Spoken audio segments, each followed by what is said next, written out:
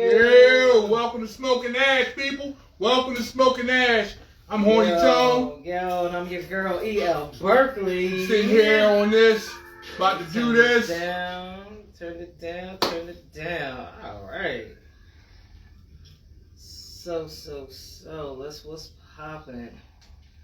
Get some of these technicalities. We got thunder and lightning outside. Yo, that's our code names for parents. Because, we got a daughter we trying to raise. She going to bring a little thunder. I'm going to bring a little lightning. Are we going to reverse it? We got to play. Right. Shucks. Oh, man. Tonight we're going to do some interesting topics. Before we get started, we'd just like to throw the disclaimer out. We don't own the rights to any music you hear. We, our ideals, our thoughts are not exclusive to the people who listen to our show, are the people that we shout out to. VNS Lanes, yeah, we appreciate y'all being family. 7235 Elmwood Avenue in Philly. Need for Speed Entertainment. If you're looking for just a DJ, a real DJ. If you're looking for just a DJ, you can find that on Yelp or something. Yeah. But if you're looking for a whole experience, vibe, a whole experience, DJ Speed Rock, Need for Speed Entertainment. You can find him also on IG, Facebook, all of the platforms. DJ Speed Rock, straight out of Philly. Yeah. Shout out to the military, active, and veterans. 82nd Airborne in the house. Shout out to the people in the world who just going through things. Y'all need to hear that you got a shout out. We got our thoughts and prayers with you. E.L. Berkeley is a woman of faith. I'm Horny Tone. I am not. We're going to holler at y'all tonight. We're going to have some interesting topics. We're going to smoke a Cohiba. Shout out to Sean Williams. Sean Williams. The brother introduced me to Cohiba cigars. Was nice enough at a show to gift me some fine red dots. Definitely inspired me. I got a chance to reach out to him tonight. The brother is real. He's one of the few brothers out there that he's really, really showing out for our community. He's doing it right. He's an inspiration. Absolutely. So shout out to Sean Williams. Listen, girl E.L. Berkeley, please go over. You have a few different options. You can go to Amazon.com to get my books. Her books. Beyond the Crack Door is my debut as an author. Black Jenny is the follow-up. I am still growing as an author. Yes, there are some things that I found after the books were published. I'm like, you know what? For book 3, you should see improvement in technicalities. But what I really, really need you to hone in on is the storyline. I need feedback. I need readers, guys. So you can go to Amazon.com and grab them from there for your Kindle or in paperback. Or you can purchase directly from me for your paperback. Please DM me and I will make sure that you get them at the price. If you want it signed, $15 plus $6.75 for shipping. So listen, you're watching Smoking Ash tonight. What's up, JB? Yo, what's going on, good bro? How you doing? JB 1107. Let us know what your thoughts are. Tariffs are real. Donald Trump decided he wanted to declare tariff war. We got people raising prices. Gas was already high. Food was already high. You got to go out there and give a blowjob to get eggs. This shit's crazy. Motherfuckers are selling their soul for a ham sandwich. Yo. And this brother decided he want to go to war with the world. Not the blowjob for some eggs. Look, it was women out there giving blowjobs for rent. Yo, refer to last week's show if you need some tips. That's another story. Yo, y'all got to keep it real. I mean, I didn't vote for the guy. I understood why people voted for him initially, because they thought they was going to get rid of some brown people and fix the economy, and AIDS was going to get cheap, and the brother went a hard left. Oh, and listen, for real, not everybody who voted for him wants to get rid of brown people. No, okay, I'm sorry. You know what? Let me apologize. That's unfair. Listen, as Horny Tone, I've always said on every show, I take full responsibility for what I said. With that said, let me rescind that slightly. I said slightly. So slightly, let me rescind that. I do not believe all people who voted for Trump wanted to get rid of brown people. I think they generally thought he was going to somehow restore America to somewhere in the 80s. And we all know as adults, at least I would like to believe most of us know, the 80s is gone. The days of $2 gas, V8s that roared, punching somebody in the mouth and not going to jail because it's on Instagram, those days is gone. Look, we live in a new world. I don't like to get too deep. No, we ain't getting too deep. But, you know, not everybody. Some people just didn't vote because they didn't feel that either choice spoke to them. True. And, listen, I respect that. I ain't gonna sit here and say that I was all rah-rah for Miss Harris. No, I wasn't. You know, I believe that, like, for example, if John McCain, I was very, very close. I like John McCain. Shout out to rest in peace, John McCain. I would have voted for John McCain. POW. He was Navy, but we'll let Navy slide. We're gonna give him his props. We appreciate it. I think there is I think most people are in the purple zone. Not necessarily fully red, not necessarily fully blue. I agree.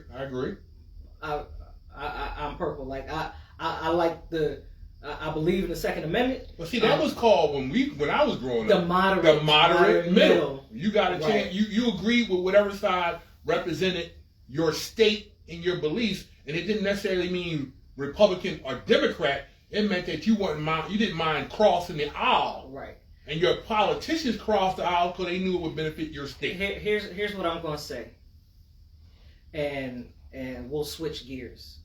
We're going to switch gears. I think most people, especially if you are working people, middle class, you are not slightly below middle class. You are nowhere near that 1%, and I think the game is like, you know, bait and switch.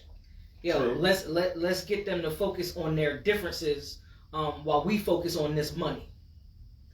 So and left us fighting over the crumbs. So I say treat people accordingly. Treat people according to their character. True. And the vibes that you get off of them. Because my grandmother used to also say, just because they're your color don't mean they're your kind either. True. So race is really just really not. I learned a long time ago, during my time in the service, that racism is based on. It falls away with bullets. Listen.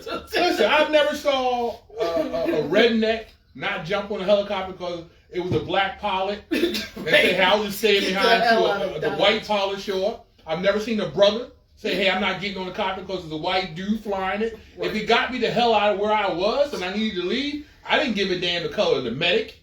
I didn't give a damn the color of the pilot. Right. My Ranger buddy, shout out to Cruz. Yo, Bobby Cruz. Bobby Cruz was the best brother I've ever known at the earliest age.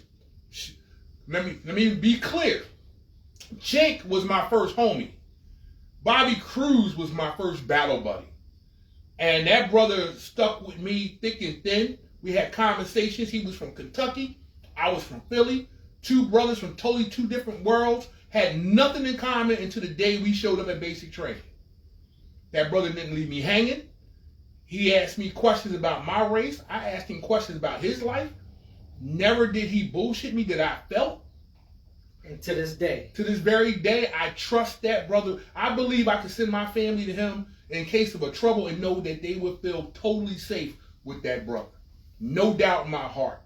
Now, mind you, we went out when we left the service. We went our own separate ways. He went back to Kentucky. I came back to Philly. That brother became a Freemason. I became a Freemason. We lived different lives, but was chasing the same dream still. Right. And then when we reconnected, it was like no time had went by. Right. These are the relationships I'm concerned about in America, because the rich, the 1%, got us thinking that we should fight each other over whatever scraps they leave us while they're still stealing scraps. Right. So, let that, we'll put a period on that. So, yeah, just know people after their character, how they treat you, and their vibe. And I say we'll go a lot farther.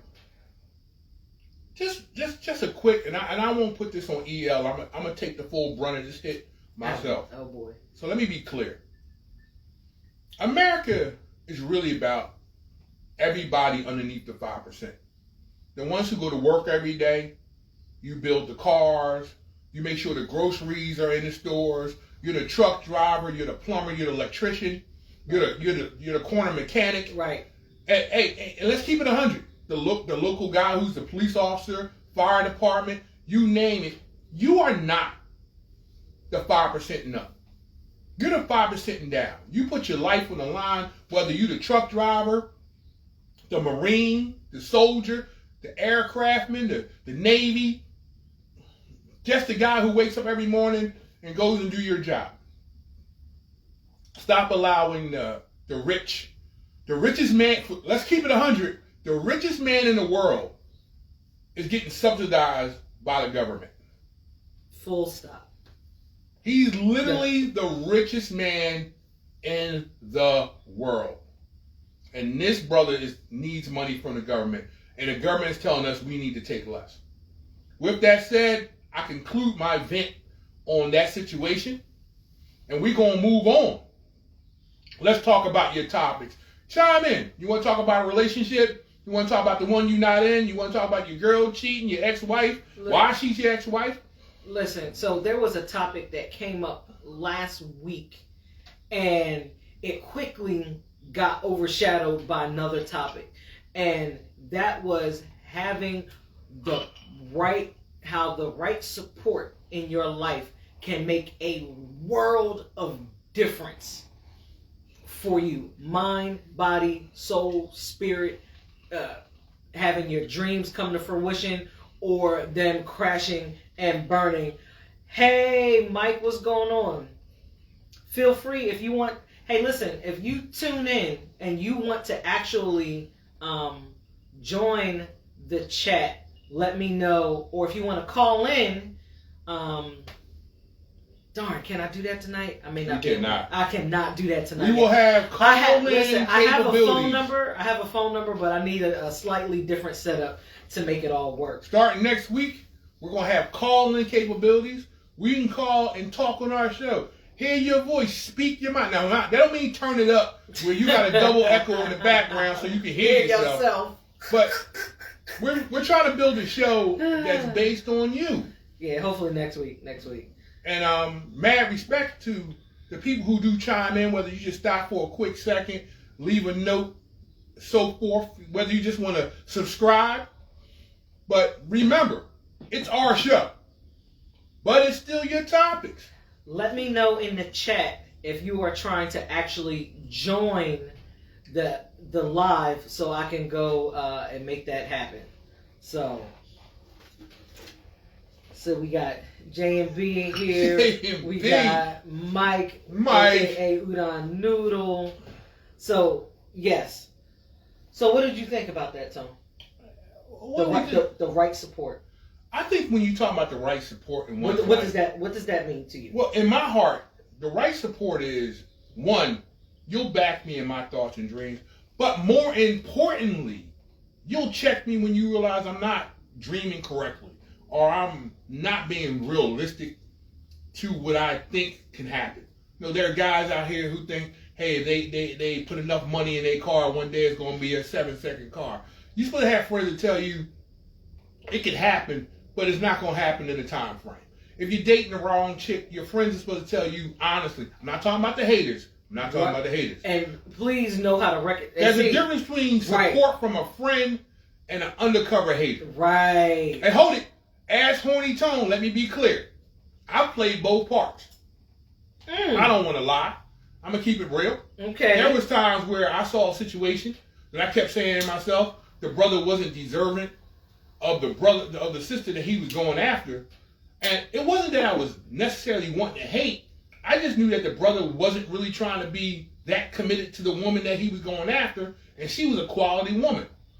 And he was about to ruin yet another good sister that a true king would have said, hey, I don't need you to weaken yourself for us to be together. I need you to be strong so when we get together, our relationship can grow stronger. And I think there's a lot of men who don't know the difference. They got homies who are single, who watching porn all night, and then when they see them finally growing up and leveling up, they do everything to talk that brother out of a good woman. Snake in the bush. With that said, I think there's a lot of women who see their girl go from hoe phase to wifey phase, and then start drilling every hole in that boat she can to pollute that reunion. But let's go back to what you said. I thought that was interesting. You said that you've been on both sides of that, but the reason why you were on the, I guess, for lack of a better term, the sabotage part is because you saw that the woman was quality and your friend was trash, or not necessarily a friend. I'm going to say this, and I'm going to go slightly on a limb. I'm probably going to burn a bridge on this, but I'm Horny Tone, and I'm an Aries, and Aries burns. And sometimes fuck it is a word. Or two. Here it is. Oh boy. Once upon a time, years ago, a good brother of mine had found himself dating a woman of substance. But I knew he was a dude who really was a player in the game. He played a lot of fences. Oh boy. And that brother was not understanding that the woman he had found was a keeper. That woman was willing to build his dreams, invest in him, build his life, turn some of his lies into a reality. And that woman really was a good woman. Welcome, Jen. Welcome. During that time, unfortunately, the fine brother I speak of, he had 2 or 3 other relationships going on. He was lying about a lot of his other things. And since I was close to him, I knew about it. And you could tell the sister was really a true sister. I mean, she had foregone a lot of personal goals to make his goals work. And he was never going to give her the credit she deserved. He enjoyed the profit, but did not share in it, in the notoriety that came with that profit. Ooh. And I secretly and quietly was sitting there saying to myself, let me keep it clear as a brother. I pulled him aside and told him, you finally found one that's a good one. Don't fuck this up. And then he ramped it up and fucked it up more. Now he doubled down. And instead of saying to himself, because I'm an older brother, I've been through bad relationships. I've been through bad relationships where a woman didn't do anything to push my agenda. Because I've never had a problem with pushing the agenda of my partner, but to find one who would push back on mine. Are you using the word agenda as in synonymous as goals and dreams? Yes. Okay. When I say agenda, I think every man wakes up in the morning with a dream. Because sometimes people take that word agenda with a negative connotation. So you know what? I agree. So here's where I was on that. I think every man has a dream, and if he's lucky enough, he'll have friends who see his dreams and are supportive. If he's truly lucky and blessed, he finds a woman who will see his hopes and dreams and say, hey, look, you know what? I'll lock into your dream because she sees your vision and will support your vision. And then she's getting it on the bottom floor. I'm not talking about the chick who says, I'm waiting until I find a man who has it all. He's got the 6 figures and everything. I'm talking about the woman who says, I see you at rock bottom. I understand you got a dream. And I want to back you to the top. And in hopes, me backing you to the top, my loyalty to you gets me a ring and I get to be a permanent part. And I should be queen of that kingdom that we're going to build together. That when you see a brother who meets that queen but does not give her the queen title, he only wants the benefits, but it'll never be a ring in it. He still wants to play the field. He still wants to go out there and try new shit with men and women. But he never gives the credit to the female. And I in today's world, because it's 2025, there's a lot of women who talk about they don't do 50-50. They're not putting their money into the pot. They don't want to financially invest in the future of both of you together. I ain't talking about them. I'm talking about the fine woman who shows up and says, "Hey, I see that you're at the low phase of your planning. I would like to invest now in hopes that I become your queen and we grow together. If you need my $200 to make the $1,000 rent, I'm in. If you need my $50 to make your $50 so we can have $100, I'm in." That woman, you put a ring on her and you lock her in. Now, what does that look like? So, I think from a relationship standpoint, but what does that look like in the friendship circle? See, here's my problem with friendship. And I'm talking about, you know, the friendship circle, the homies, the homegirls, it's like, you know, those you got inner circle, you got slightly outside, you know, acquaintance. What does that look like when you go, man? Because sometimes, you know, the people who provide the most support, genuine support to you, are people not necessarily that close to you. But see, here's the trickery of that, because I think there's trickery in that. I think sometimes you have a friendship circle. Dun, dun, dun. Now, I'm different than a lot of people because I don't believe. You're very different. I admit it. Let me hold my own feet to the fire. You are, because I don't have a problem holding my own feet to the fire. You are fire. I don't allow people in my circle that I can't declare you family. Right, Mike. Yeah. If you're in my circle and I can't call you family, you're not a family or wife. True. I don't have people in my circle who are friends, because friends have their own agendas and they may not be as loyal to you when it's time to fight the real battles. Because a friend can always say, "Hey, I'm gonna bail out here because I don't want to go any further." When they family, now hold it. Let me clarify what I'm about to say. Some clarification. Family will battle you in a fight that they don't necessarily agree with, but then check your ass afterwards. Right. Real family will pull your tails as you get over your head quietly. Right. They'll yank you to the side and go, "We shouldn't do this." Right. And then they tell you why. And if they're family, you trust them so much that you don't ever question when they yank your coattails. Right. That's family. That's real. And it got nothing to do with blood. Take that blood shit and throw it in the trash. Because I've had more problems with blood than I've ever had with anybody else. Woo! And please understand this statement, because I heard this statement 15 years ago, and it took me 5 years to digest it. And the statement was this: you will never be betrayed by a stranger. You can only be betrayed by a friend or family. Because those people you trust with so much of your heart that when they screw you over, you really don't see it coming. So, Jen says sometimes you end up committing to a relationship and end up with nothing, only disdain for letting anyone with good intentions into the circle anymore. That's deep. That is deep. And see, shout out to Jen for that deep statement, because it's got me fucked up. I might have to have a drink on that one. Yeah. And Mike said, or they don't let you do it, period. Well, I'll holler at that.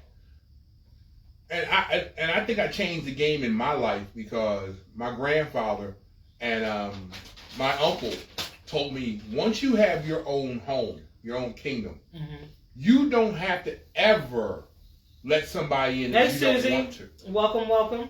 And with that said, what I think what they meant by that, and now I see it, now I have my own fire base. I call my home fire base. They called it castles. I don't have anyone at my home that I have to question. And if you come to my home and I question you, you'll never be back at again. I don't give lip service. I don't give a fuck about your feelings. It's my home. I don't have to stroke your ego. You got to stroke mine. But more importantly, I want you to check me. I don't want people in my circle who aren't brave enough. Just yes people. Yes people will are dangerous. Are dangerous.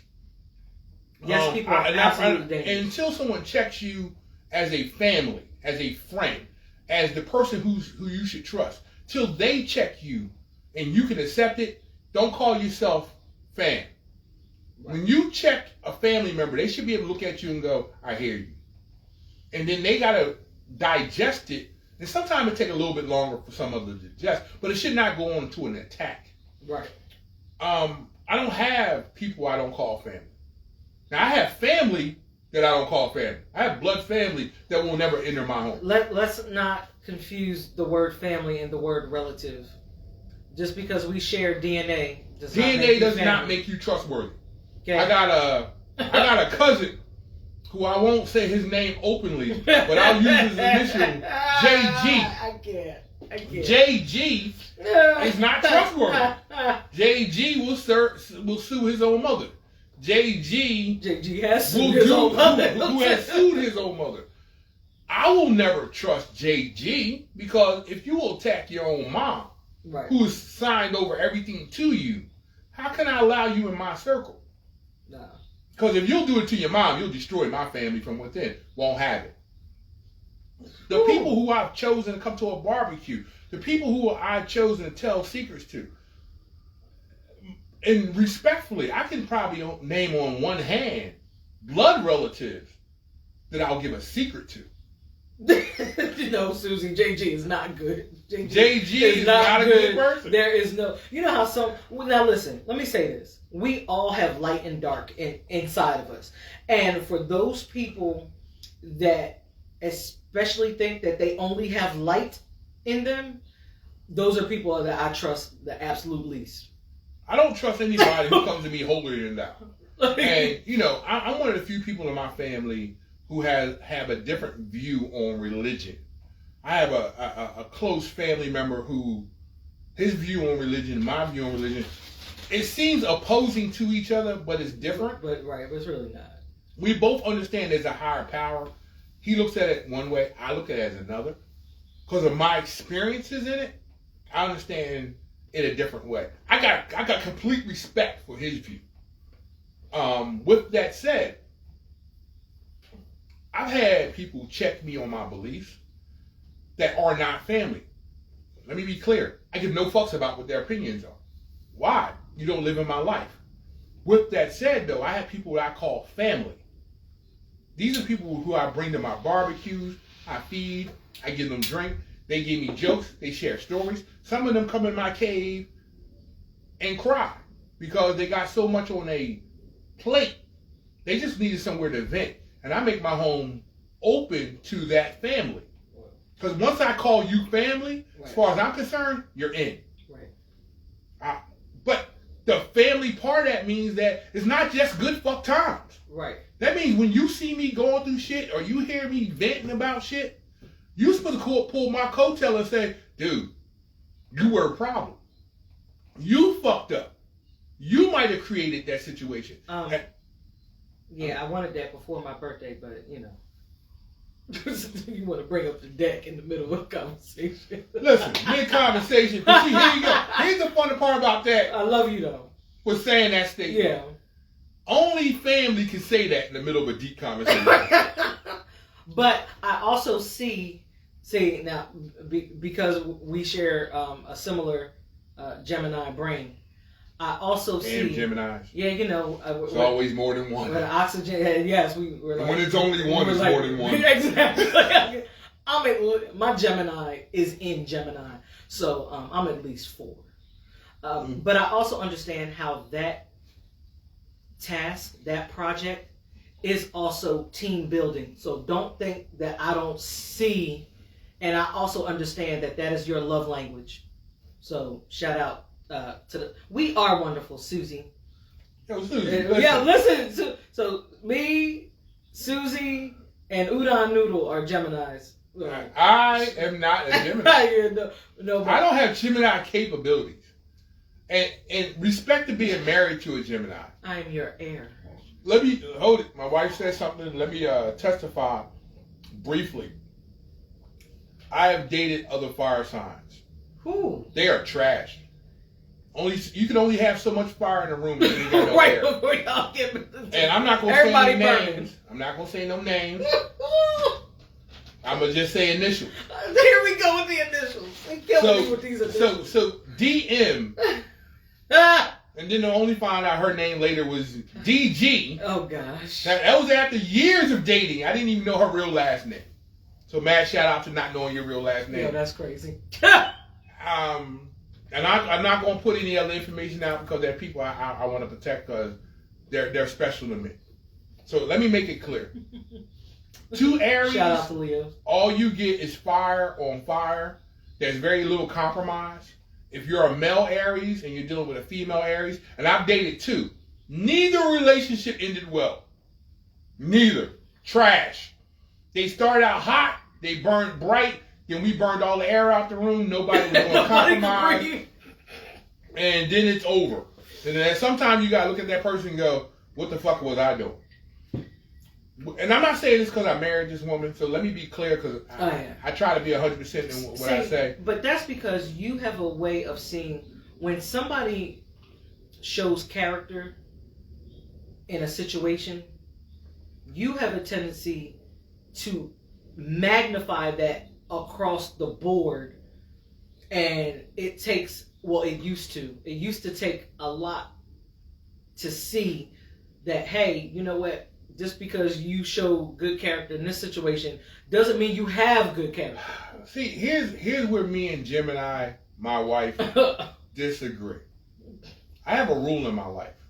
If you show me your character when I'm at my lowest, I'm going to show you my character from low to my highest. I got you. But that's also a blind spot. It's a blind spot, but it's a blind spot I'm willing to take because I see in today's world, and I think things are so much different in 2025 than they were in 1985. No, she was not our sign. She was not. My good brother Chink, Gary and Howard, we have been friends since 13. I was Chink's muscle. He was the brains. That brother, there was nothing that he couldn't do that I didn't back up. When he said he was in trouble, I came with no questions asked.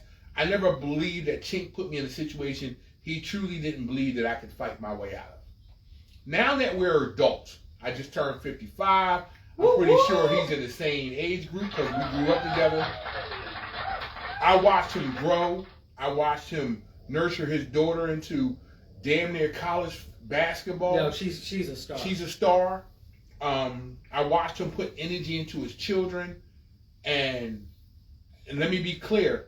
No matter how many he kept finding, he got a lot. He did some things. He laid it down. He may have left a few seeds in places. Man, respect to Chink. Shout out. I left the seed, and he supported me until that situation went wrong. I take full responsibility for my lack thereof responsibility at a certain age. I didn't see what was coming at the time. With that said, I believe that when you have the right support in your life, and I don't mean blood, I mean just a person or people who say, hey, I see your dreams, I hear what you're trying to do. I can see that it won't work. Why won't it work, dog? It won't work because you don't have the discipline to push through. I think that's very important. Sorry, I got alarms going off. I think that proves how much of a friend or family you are. When you check that person and say, hey, if you really want this to happen, you got to up your discipline. Or you got to put in more work. Or you've never shown any history to do this. And if you really want to do this, you got to do X, Y, and Z. That's what real family is. Listen, I had a situation this past week. Yeah, double nickels. That's crazy. And not young. Because I got shit that hurt, that shit not hurt. I wake up in the morning starting up like an old fucking Chevy. I gotta sit on the side of that bed and go, and then when I get my motor running, it goes, what the fuck, what the fuck, what the fuck, what the fuck. All the way up until like an hour before work. Let me tell you about the right support. I'm hearing you. Speak. So this week I had a situation. I had a work situation. 58. And I wish I was 50. Something didn't play out. It was an unfair, at least on the surface, it looked like an unfair situation. And I was already sick. I wasn't feeling well. And it put me over. And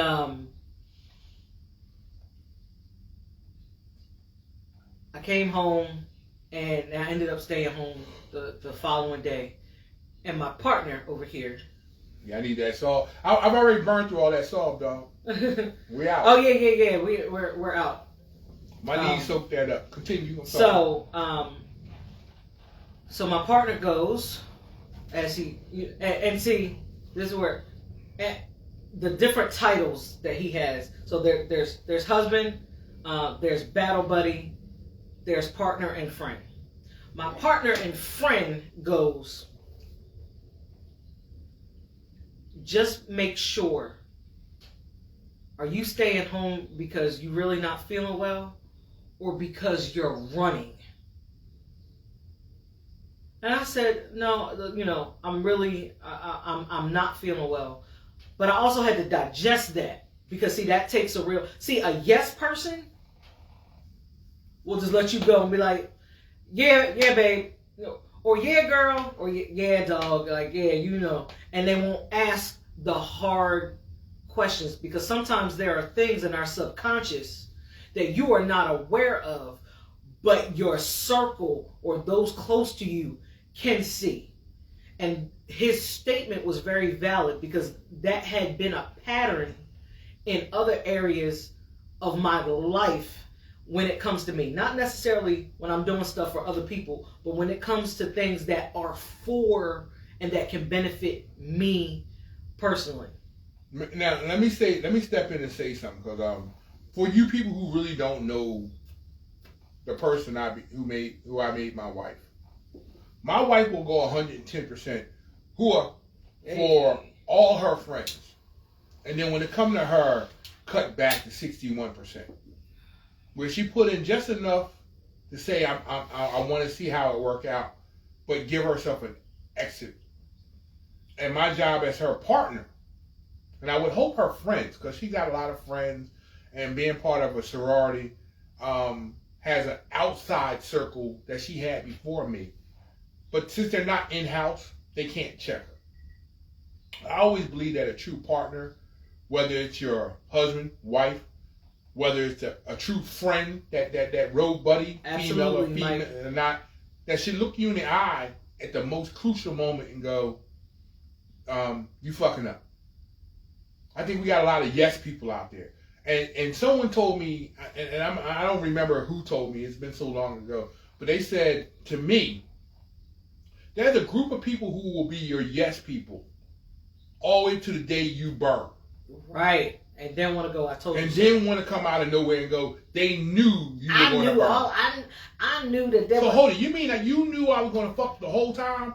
And at no time did you say, hey, pump your brakes a little bit. I want you to succeed. Right. But the direction you're going is wrong. Right. Or the tactic that you're using. I've known you for years as your friend. Right. And you are headstrong. You're going to plow into a bunch of shit. You're going to wreck a bunch of shit. And you're going to fail. Right. These are the people. I don't want any of them in my life. Right. I need people in my life. Yes, I'm 6'1". I'm 330 pounds. I live in the gym. I got an 82nd Airborne tab. I've done Rangers. Let's be clear. I needed a friend who would pull my coattail and say, hey, Tom, bad idea. Right. You're about to fuck this up. Right. And I was lucky enough to have friends in my circle. Shout out to Mendoza, my man. Mendoza. Shout out to Adams, my man. Shout out to Chick, my man. Shout out to the Juice, my brother, Yeah. my daughter's father, godfather. About to say, hold up. And listen, that's a shout out just to a few. Right. Shout out to Dream, Marcus, the crew. Yeah. I have a crew of men that their sole job is to check me. Right. And I don't have a problem with it. Because I've had the friends. Spec One. Spec One was one of the first brothers who checked me. As I got promoted through university, True. I'm not going to say last name because I don't think I had the rights to say it. Yeah, don't do that. Shout out to them for hiring me for patrol, Right. just to have someone who said, hey, you got a lot of talent, but you fucking up. A lot of people are not going to understand you the way I understand you. Right. And that's what a fam's supposed to do. They supposed to pull, and I'm not saying do me publicly. Hey, listen, there's 20 strangers in a room and you're going to put me on blast. That's not a friend. Right. That's a hater who is waiting for a chance Right, to put the light on you. That's a hater. The hater is the one who turn the light on you in public. Right. The family pulls you to the side and say, can I give you a Tic Tac? Right. What do I need a Tic Tac for? Because you're breast stink. Right. If you're mad because your family tell you you're breast stink, you're the problem. Right. That means you can't take That means you can't handle it. Anything from anyone. I needed people in my circle because I've had so many yes people in my life just because of the kind of work I do, the kind of way I interact with people. I needed people who were strong enough to say, hey, can I talk to you over here real quick? What's up? Listen, dog, you're handling this bad. If you put hands on dude, you got to deal with the ramifications of what you're going to do. You might end up in jail. Your wife might have to come up with some bail money. Right. You may not want to knock this brother out. That's real family. Right. Now, here's a flip side, though. And I think it's not always because people are trying to be devious.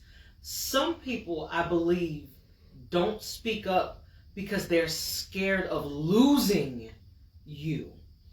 And that is something very real that,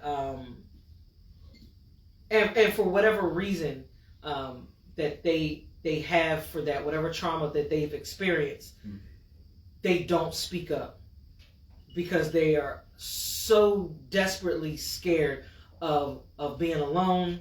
And we're not just talking about those intimate relationships, to be friend, family, what have you. And that is, I think that's harder.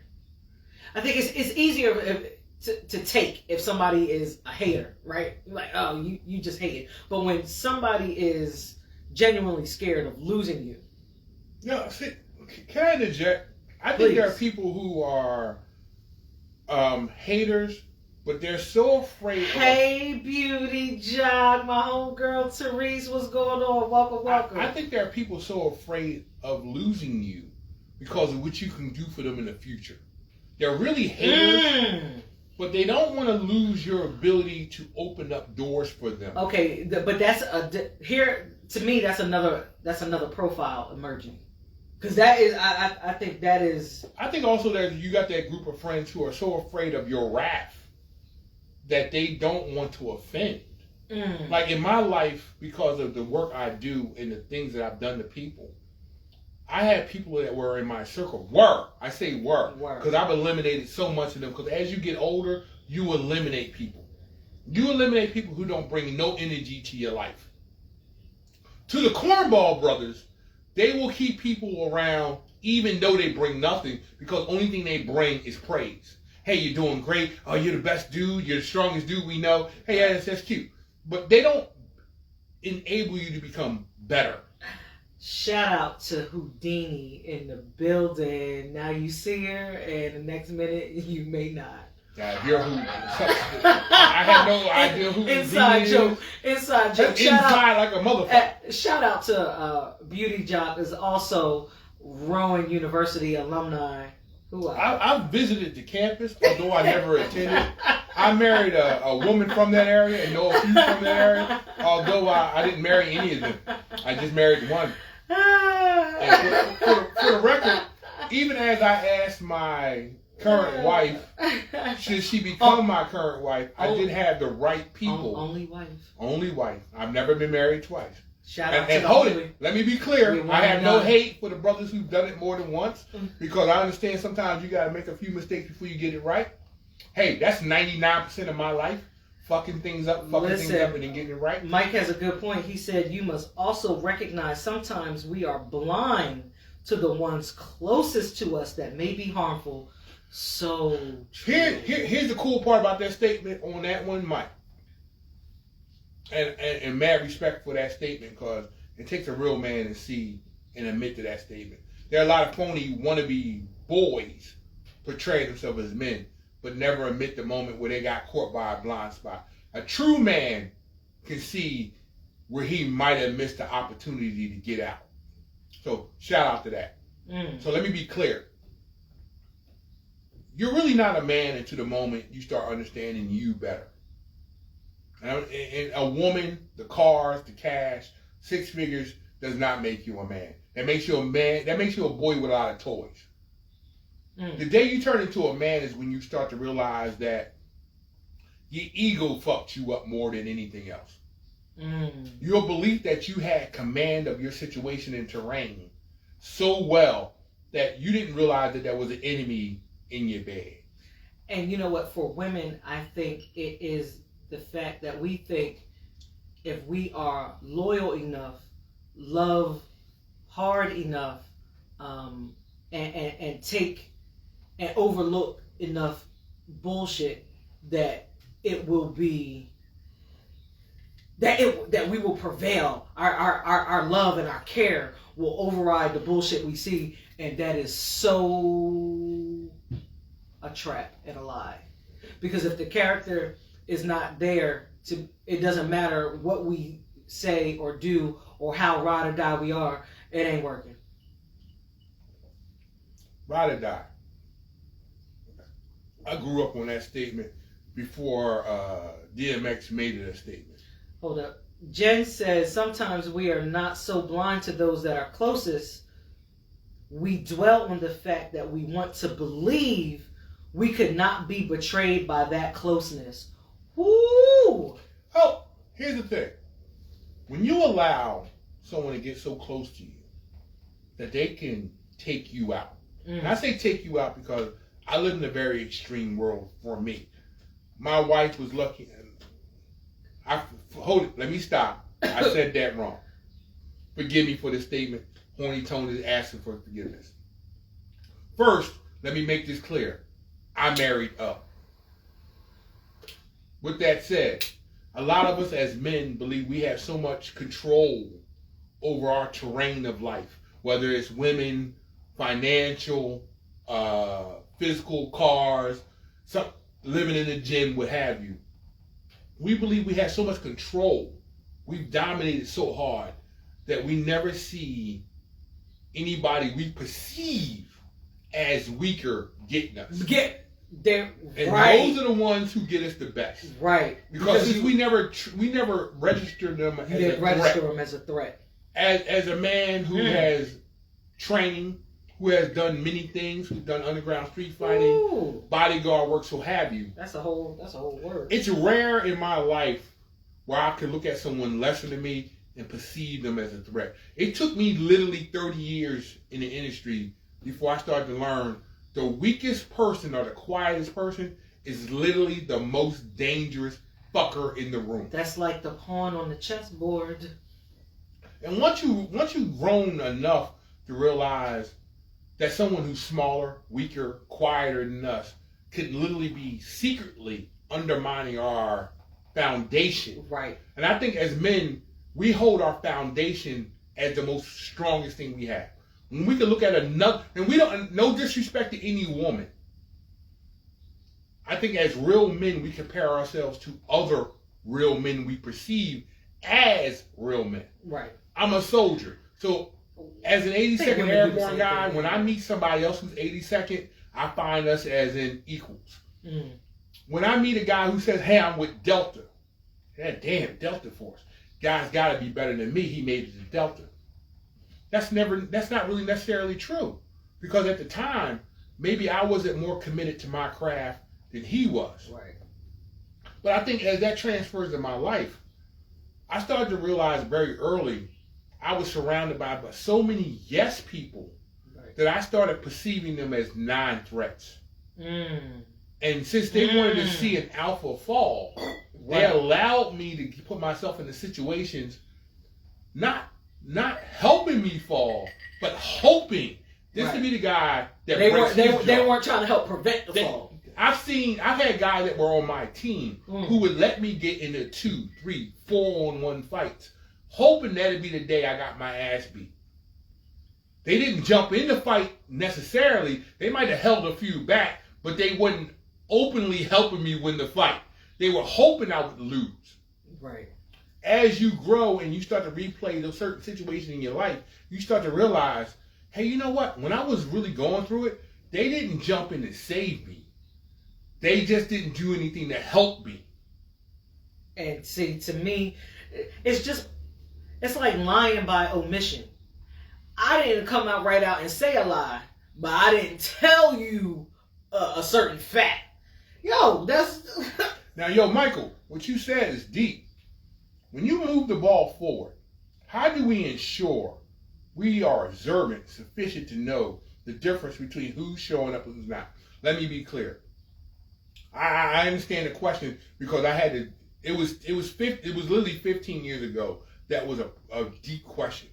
What I learned is this: when someone reaches out to me, and they only reach out to me when they need help, but I can't call them at 2:00 in the morning when my demons got me encircled. These are the people I quickly let go. There's a long list of people in your life that if you really honestly, as a man, as an adult, you review their track record. How many times have they shown up for you? Even in the most minimum amount, because everybody ain't got the amount of ability you have. But if someone answered my phone at 2:00 in the morning and listened, they got points with me. If someone said, hey, listen, I can't do this for you, but I can definitely do that for you, they got points. Those are the ones I kept. Because the one thing I realized that my life is, nobody's going to be as loyal as I am to them. And that's a trick. That's a trap. Because if you think people are willing to go to the grave with you like you would go for them, you're screwing yourself. There are some people that will go with you all the way up to the edge of that grave. Right. And you have to know, and that's okay. If they have said, hey, listen, I'm not necessarily ride or die. I'm not going to claim that, but this is my zone over here. And if you can accept that from me, cool. You know, I think it's unfair to expect ride or die out of everyone. Everybody ain't. First of all, everybody's not built as a soldier. Because as soldiers, Marines, Air Force, Navy, you realize everybody ain't Top Gun. Everybody ain't Army Ranger. Everybody ain't Airborne. Everybody ain't 11 Bravo. Everybody ain't Force Recon Marine. There is a whole supporting cast that allows them to be you. Right. My nickname in the game has been Batman. Guess what? Batman ain't shit without Alpha. Batman ain't shit without the people. Jen. Shout out to Jen, who's been my Alpha for years. 30 years plus. This woman has sewn up a knife wound, taken a bullet out my arm, giving me somewhere to lay my head when I was homeless and lost everything to a fire. Her family has literally been the biggest one. Excuse me. Let me take that back because there are other people. Her family at my lowest, when I lost everything to a fire, when I was in the midst of losing. And JG stole his last check. JG. The Blood family. The Blood family stole my last paycheck. I had nothing left. The Smith family not only gave me somewhere to lay my head, they offered me cash to rebuild. And then told me at that point, I owed nothing back. I laid in the basement on the floor. Okay, I am not seeing people's comments anymore. That was warm. There were people who offered me food. Shout out to Jennifer who who for some reason got a year supply. If I'm correct, she got a year supply of Pepsi. She won a year supply of Pepsi. There was so much Pepsi cans in that house that they were putting out cigarettes in the Pepsi. And of course, at 2 o'clock in the morning, when you grab a can of Pepsi and get hit in the lips with a cigarette butt, nothing tells you more than, damn it, I gotta be more careful what I drink at 2:30 in the morning. But shout out to her, she was with me when I had nothing. When I had an apartment that didn't have any electricity in it, when I had a refrigerator that didn't have no food, it was her crew that came to my little apartment, and they shared. Well, we couldn't even afford alcohol. So shout out to Jen. And this is one of those, and I'm highlighting. I hope it doesn't make her uncomfortable. Jen is white. What's going on? What's up? Jen is white, okay, and it had, and I highlight that for the state, for the opening conversation that we had earlier. It has nothing to do with the color of your skin, but the character of a person. And her whole family was like that. Now mind you, I'm gonna do this. I'm gonna say something, and Jen, forgive me if this is the wrong thing to say, but I gotta say it. The first time I met her aunt Jill was years ago. White family. I'm a huge black guy. I walk in the door. No. She tells me. She says, "The Klan meeting is in the basement." Yo. That was her initial statement to me. That the Klan meeting is in the basement. And that was the first meeting of this woman. And she, at the day after that, showed me nothing but family love. Yo, you can't take a joke. I slept on their couches. I left the gym after a 2-hour workout. And they gave me somewhere to sleep, rest my head, offered me food. Her father offered me a deep fried hot dog. Never have I ever had someone offer me a deep fried hot dog. That sounds curiously big back and her mother, I'm slightly intrigued, had done everything possible to allow me clearance to sleep in their basement, even when her daughter was there, and her sister-ish person was there. Her brother became a little brother to me. The guy stole my Airborne Ranger jacket and wore it to a job interview. Got the job? Yo. Now, I had to explain to that brother who was so cool with me, hey, you can't wear my jacket to an interview. Somebody asks you the right questions, you're going to find yourself in a world of hurt. And he was only 19. So imagine a 19-year-old walking into an interview wearing an Airborne 82nd Ranger jacket with E5 insignias on it, and that brother never served a day in the military. That's what a little brother is.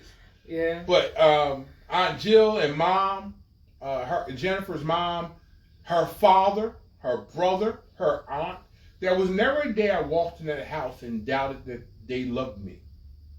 And didn't want anything. And wanted nothing in return. Now, of course, only thing I could do in return was get certain people jobs in the security industry because I had a lot of openings then. So for people who are just tuning in, we're talking about the importance of the right support in your life, whether it be intimate relationships, friendships, family ships, the right people, and recognizing haters. And I will not say what your mom said to me because that's a past life that we will not speak of, but Mom was ever so cool, and the only woman I knew that crawled up the steps and down the steps. Yo. So, forgive me, I'm having some technical difficulties. I am not seeing the comments, the updated comments like Tone is. Aha. Are you up to date? Yeah, I'm up to date now. Give me a second. Listen, E.L. Berkeley's going to handle the situation. I hear a knocking at the door. Let me go find out if this person is going to be a next guest, or are they coming in because they're scared of what the world is doing to them. Quote the Raven. Quote the Raven. More. So, I think at different times, there are people who are supportive. until you start to surpass where they are in life. And I think sometimes that is severely difficult. No, he didn't block. I think that is difficult because that's like, Dad, why the switch up? Especially if it caught you off guard. Like, they've always been there, they always supported, and then you get to their level, and then you start surpassing. And then all of a sudden, the smile, watch a person smile, does it reach their eyes? You know, I have family that were supportive all the way up until, and maybe a few years after I got married. And once Tone and I passed a certain point, like we knew we would make it, point, people started to get a little funny. And to see, the thing about being a Gemini, especially one that is a severe empath, I pick up the slightest change. It could be an eyebrow. It could be the fact that I saw you smile, but your eyes didn't light up. It could be what's what I said? When you say, hey, yo, like when we were on our path to getting our house, and it looked like, okay, we are finally in the zone. Shout out to Tone's credit. A significant other, the importance of having a significant other is sign if I can't. Tone had the credit to get us in the house. And I saw people shift. I heard the words, oh, that's what's up, congratulations. But the vibe didn't say congratulations. The eyes didn't say congratulations. When they come here to the house, the more they came, the less congratulations I saw. Okay, maybe this is... listen, look, if your feelings is hurt, oh well. A hit dog will holler. Yes, I got some water. True that. I didn't leave to get water. Mad shout out to people in our neighborhood. They see us as a security backup when the world goes fucked up. Yeah. And we glad to hold the position because we trained for it. Yes, Susie, they're jealous. There's people out there that are jealous of life. There are people out there that are undercover, not really being supportive. The topic tonight was deep because what I had to say, and my wife made it clear, E.L. Berkeley, shout out. Woo-hoo. There are people who pretend to be supportive. Right. I ain't got no love for pretenders. I years ago ran into a guy who told me he didn't want me on his team strictly because I was black. I had more respect for him for the whole job than anybody else on my team because he told me day one he wasn't part of the game. He didn't want me on the team. It took 5 days of working with that man before he admitted that he saw me different than other black guys who do bodyguard work. I didn't look at the job as a chance to get close to the client. I didn't look at the job as for me to get a photo op with the client. I looked at the job as in my job for the next 4 days is to keep my client breathing. Absolutely, Susie. So there was never a time I took a break. I didn't take a drink when they told me to take a drink. When the client told me to sit down and eat with him, I never sat down and ate with him. I told my job is to keep you alive until I get you back to base safe. You're supposed to take the job seriously. But when someone tells you from the gate they're not supportive of you because they don't know you, I take that as a sign of respect. That's cool. Because you don't know me. Why should you give me support when you don't know me? Right. My hate comes from you when you know me. Right. And then secretly act like you got my back the whole time hoping I fall. Right. I have no love for them. And the moment I find out that that's who they are, I immediately let them know delete their number, and then block them. If you're over 40, true. Your and knees you hurt. and Your you knees hurt if you're over 40. if you're over 40 and you still have people in your phone that you talk to that you don't trust, that aren't business associates, if they don't serve you no honest purpose to keep you straight, why are you still dealing with them? I like what Beauty Jock just had to say. She said they aren't necessarily jealous, but envious. Jealous is when someone has something they don't want to lose. Envy is when one wants something they don't already have. That's tight. Hold it. Let me clear, because I think what she's saying. Jealous is when somebody has something that they don't want to lose. But see, you know, you see that the flip side of that is, and I gotta ponder that. Ponder. So with EL's ponder, let me be clear. I think that's a tight statement, and I like it in a lot of ways. You got people who are envious of you, who keep you around, so the day that they feel as though they got you beat, you can see that they got you beat. I will say I believe that jealousy is a short road to envy. Okay. Break that down though, because you can't just throw that the fuck out and leave it hanging. Because that was an easy breakdown and throw it out. But if you can't explain it, it's nil. Because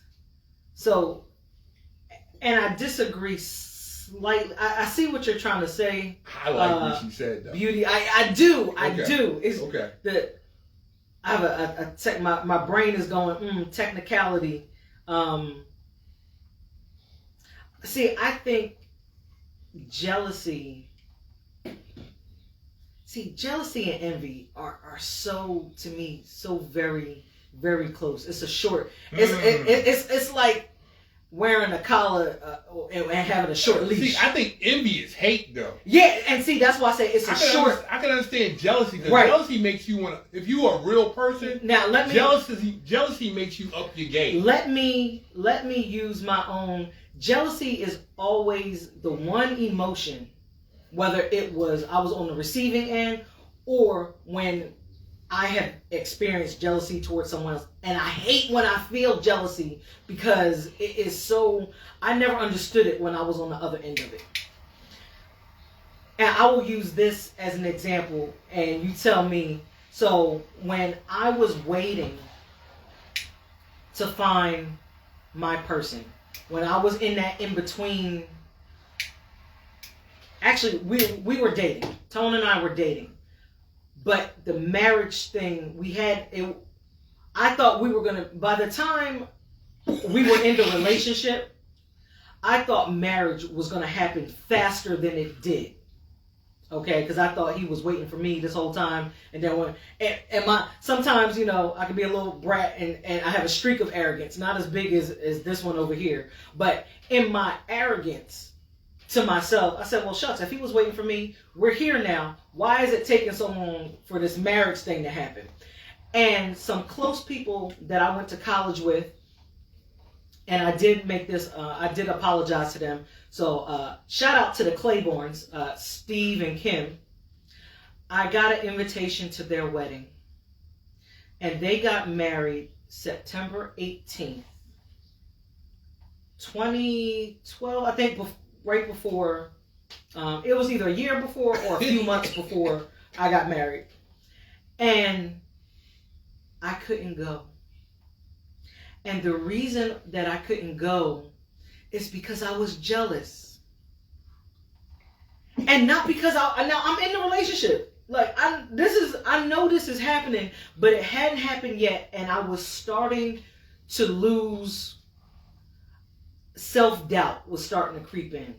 Oh, this is not going to happen. You know, he's gotten close to you now, and he's seeing all your flaws, and he's going to change his mind. That's irrational, right? But it made me jealous. Not envious, but it made me jealous to the point where I shut down. I said, I am not going. The next wedding I'm going to is going to be my own. And because I was jealous in my feelings, I missed out on their wedding that they wanted me at. So I was jealous, not envious. So to me, that's my example of the difference of, like, I wasn't hating like, oh my God, I wish they burn. I hope it don't work. No, I just wanted mine so bad. I was jealous of that moment and that I didn't have it yet. And because I was so in my feelings, I couldn't go. All right. So I get here. I'm different. I knew when me and my friend. Let me clear that up. She wasn't even my friend then. I knew when I met her. Semantics. She was going to be my wife. I had no doubt the day I met her, she was the one. Only because I knew, because of what my mom said to me. Yeah. My mom told me at the age of 14.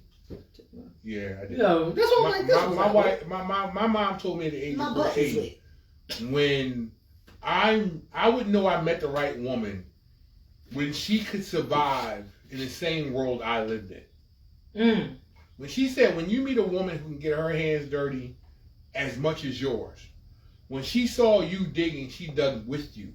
When she saw you doing an oil change, she changed oil with you. When she saw you in the dirtiest part of your life, she just jumped in. That would end up being your wife. That was at age 14, 15. Let me fast forward. So now I'm working in this dirty club named Adrenaline Nightclub. Your boy about to make me all misty. And the world I worked in was as a junior bouncer with no reputation in Philadelphia, where Nick Waters, shout out to Nick, a brother named Ross, Deuce, and a couple other good brothers who introduced me to the bouncer life, who told me, you don't have anything yet in the game. No one knows who you are. I had to build my reputation in the game in the 90s, 1000s. Woo, 2000s. Wait, right, you wasn't in the 1000s. 2000s. Time travel. Where I had to earn my reputation by fighting multiple people a night, building my reputation as a quality bouncer in Philly. And let me be clear, at the time my mom was still in my life. I was coming home from the military because she called me home because she was sick. As I came into the game... Jen said envy equals coveting behavior. Yes. Yo, mad love. Silence of the Lamb. What do you covet, Clarice? When you find yourself in a world where there is flashing lights from the DJ, laser lights from the DJ, there's chaos going on between dancing, twerking, grinding. It wasn't called twerking back then. Right, it wasn't called twerking. I don't know, I forget what it was. Fighting, all the bullshit that came with the early 2000s in the club life of Philadelphia. I found a woman in a corner of a club who was reading a book. She had peace, reading a book. She was reading a book. And she was drinking a Long Island iced tea. Sure was. While all this was going on, while the laser lights, the fighting, the craziness of club life in the 2000s, she had found a place in a club where she could read a book, drink a Long Island iced tea, and none of the surrounding bullshit bothered her. The day I saw that, I knew she was the one. Because in my chaos, which wasn't chaos to me, she was comfortable. Other girls got to twerk for an extra drink, or they were doing crazy shit. There was fights going on. She had, none of that bothered her from reading a book. And as other brothers... I was in tune. I knew what was going on. Other brothers had tried to talk to her. And the fact that she was so smart to tell these brothers, hey, listen, if you want to dance with me tonight... Nah, I wasn't scoping. Scoping him out. We didn't even see each other. I saw her long before she saw me. Respect. The fact that a brother came to me... Therese, shout out. A brother came to me at a club. A brother came to me in a club and said, and I quote, this crazy bitch talking about I can't dance with her if I can't name a character from an Anne Rice movie in novel. Now peep game, y'all. Now hold it. Let me finish that. Okay. Let me finish that statement, because I thought that statement was so deep as a young man. So you're telling me a woman said you cannot have access to her if you can't name one character from Anne Rice. End quote.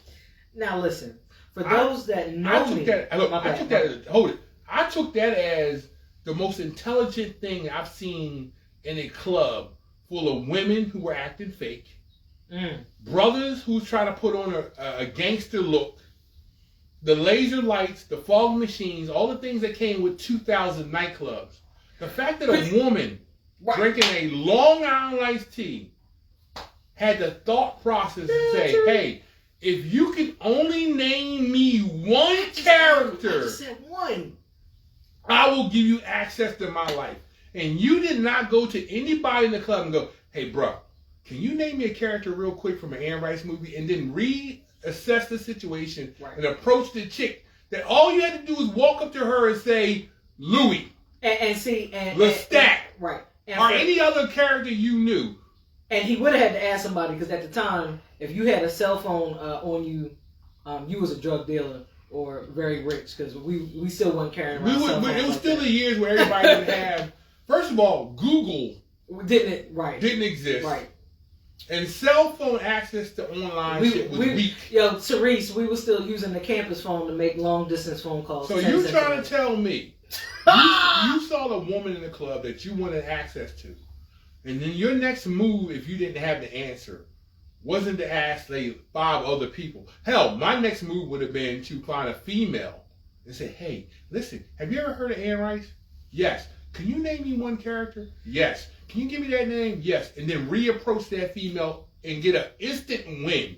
And the crazy thing is, so those of you that know me, and for those of you that don't, I am not a dancer. If there's a song that I like, I am much better at dancing by myself than I am with someone else, because my rhythm don't go all the way up on the black scale. Okay, maybe you get about 65 to 70%, which is also why I'm not a stepper in my sorority. So he was like the third dude that came along, and so I said, okay, you know what? I don't want to be a complete. So I'm like, yo, really? The one guy? I'm like, so you asked me to dance. I say, I don't really dance like that. You asked me, can you buy me a drink? Clearly, I have one in front of me. And it's like, yo, that was it. Like, that's all you got? Like, I said, okay, well, what are you drinking? And why are you like, it was no conversation. Like, that was it. You got stuck at, no, I don't, I'm good on dancing and I have a drink already. You was defeated after that? Like, yo. Hey, listen, shout out to the brothers who were defeated. I'm married to her now. Y'all brothers lost out.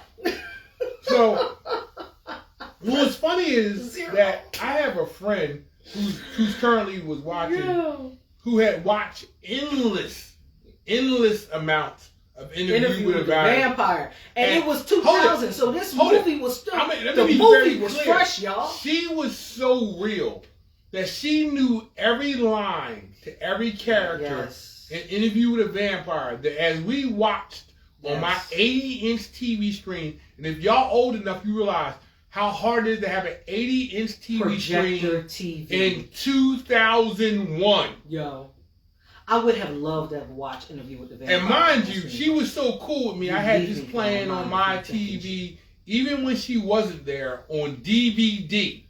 Because there wasn't no other TV other than HBO and DVD. Yo. Interview with a Vampire and porn was the only thing that played on this TV set. And I'm going to tell you how bad I was. I had porn playing on my TV when the Jehovah's Witnesses knocked at my door, just so they wouldn't come back again. Yo. So when they knocked on my door on Saturday morning at 9:30, there was playing on this big ass screen TV just so they wouldn't come back. Because no, I don't want to hear about your God if I'm watching porn at 9:30 in the morning with a Red Bull and a coffee in each hand. I can't. So shout out to Jennifer for introducing me to Interview with a Vampire. But just to hear a brother come to me talking about, yo, some crazy bitch is at the bar talking about, I can't talk to her if I can't name a character in Anne Rice. And the first thing that came to my mind is, you mean Louis and Lestat They cool people. You don't know who they is? Yo. Now, on that, I gotta be crazy. On that same night, I jumped into my black Corvette, which no black men was driving at the time. I drove 5 blocks and found a rose seller. Because in the 2000s, Now, if y'all know about if the you in rose lady, Philly, the you rose knew lady. there was people who sold roses at clubs. I found the stupidest rose I could find. I didn't want to get a red rose because every man was buying that red rose. I found a blue one. He did. I drove back to the club. Respect. I walked up to her. I said, hey, listen. I gave her the blue rose. I gave her my name on a Post-it. He I did. said, hey, how you doing? Listen, Louis from Interview with a Vampire, and I can guarantee you, respectfully, if you just gave me a date with no strings attached, I'm going to end up being your husband. Now, I walked away from that only in my heart thinking to myself, Well, he before, excuse me, How? not quite.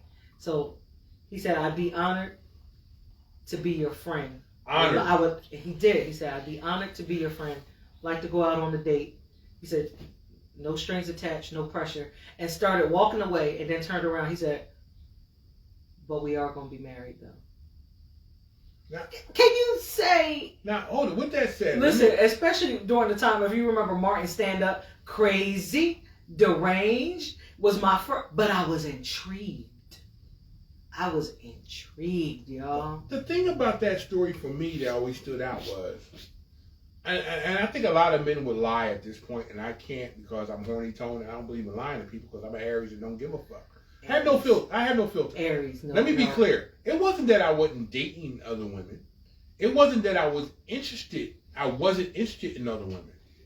I just at that point never met a woman who found peace in the chaos that I found peace in. And that I thought was now any other one of the women had said the right shit at the right time, I probably would have put a ring on it. But I can only name maybe 2 that were qualified. Beauty Jock has a question. So men really do know their wife when they see her? Tony, question. Let me clear that up for you, Beauty Jack. And shout out, by the way. So just so you know, Beauty Jock's husband and Udon Noodle and I all share the same birthday. Shout out to Geminis one more time. So I'm gonna answer that question in a pure way because I think a lot of women. Your rising sign is Gemini. I think some women don't understand men thinking, and this is no disrespect to any exes or potential exes may have had. Let me make Wait, this we very. need potential ex. Oh, Potential let me ex. finish. Hold it. Let me finish. You stuck with me, no, buddy. I didn't say hold it. I'm not saying I'm jumping off the boat with you. I'm just saying up until the moment we said I do. No, all right. There's a difference. Clarify that. So let me clarify. Since you asked, and I think that's the most real question I've ever had another woman ask me. Yeah. So let me be direct. Every man is a boy until they meet the right woman.